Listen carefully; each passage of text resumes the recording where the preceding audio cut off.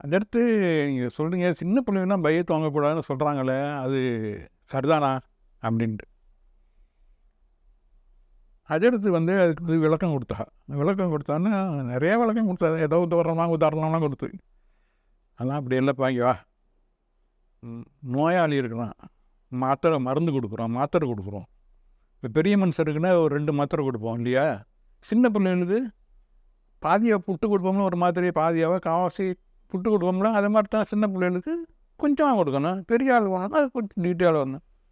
இதுதான் ஒன்றும் இல்லை, படிச்சுக்கணும்னு படிக்கலாம், அதெல்லாம் தடையெல்லாம் கிடையாது அப்படின்னாலும் சொல்லிவிட்டு சொன்னாலாம், ஏன்டா இப்படி இந்த மாதிரி இன்னும் பேசிக்கிட்டு இருக்குத, கொடன்னு பேசுகிற, பேச்சை குறை, இன்னும் மறுசால பேசுகிற மாதிரி தான் பேசிக்கிட்டு இருக்கிற அப்படின்னு சொல்லிட்டு சொன்னால் எடுத்து நான் எவ்வளோ சொன்னேன் சாப்பிட்டு போங்கன்ட்டு. இல்லை இன்னொரு நாளைக்கு வரேன் அப்படின்னு சொல்லிட்டு போயிட்டா.